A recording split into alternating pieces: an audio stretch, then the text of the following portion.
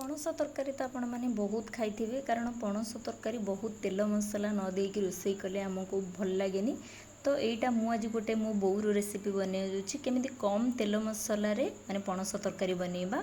तो चलतु प्रस्तुत करवा। नमस्कार, डिम्पल्स डेलीशियस को आपण मानक स्वागत जनाऊँगी।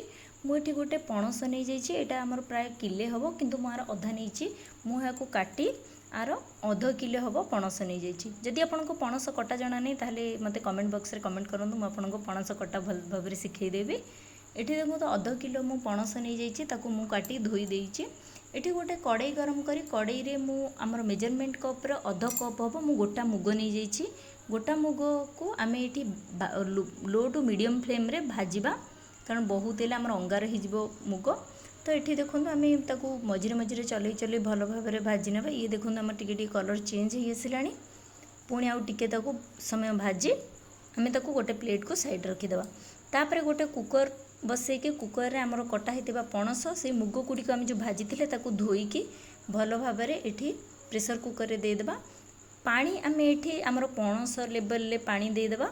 पानी दे सारा पर अध छोट चमच गोटे हलदी गुंड दे आम सीझापी छाड़ीदेबा।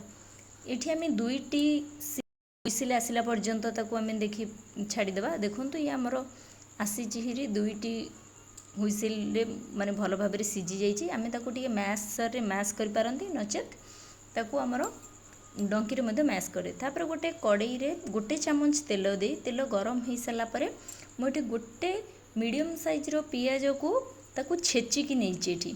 तो टिके समय आमर आम ये बहुत भाजबार नहीं, पियाज को तार कलर चेंज करिया नहीं, बस सी टिके अल्प अल्प ट्रांसपेरेंट हो गले आम ये 7 ରୁ 8 कोला रसुण, अध इंच टू भी कम टिके अदा को ताकू भी छेची नहींचु। ये आम अदा रसुण को टिके कषिदेवा जमीती कि अदा रसुणर स्मेल चली जावा पर्यंत।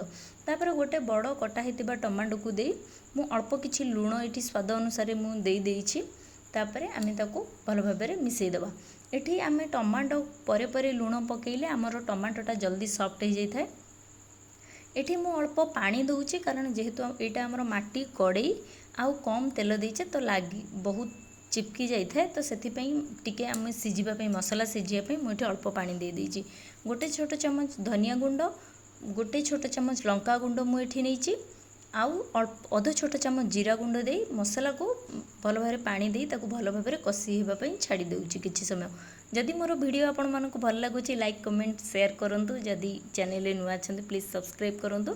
देखंतु ये आमर मसला अबे फुटी आसिलानी, आम आउ टिके ताकू देखिदा। ये देखंतु अबे आमर मसला भल भाव में कषि जाइए। आमर जो सीझा पणस आउ मुग को आम रखी ताकू आम एबे से देदेबा भल भाव में आउ ताकू भल भाव में मिक्स करदेबा।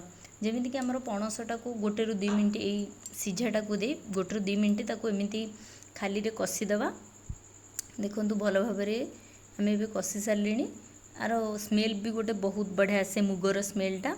तापर आम कि कषि सारापर आम ये अल्प किछि पानी देदेबा कारण बहुत सुखिला लगुच तरकारीटा। यहाँ आप रुटी परोटा भात सबुथिरे खाईपारे, सबुथि सहित भल लगे। आपड़ के बनातु आउ आपण अनुभव मो साथ शेयर। देखो आमर पानी देते पानी ए फुटी आसलानी।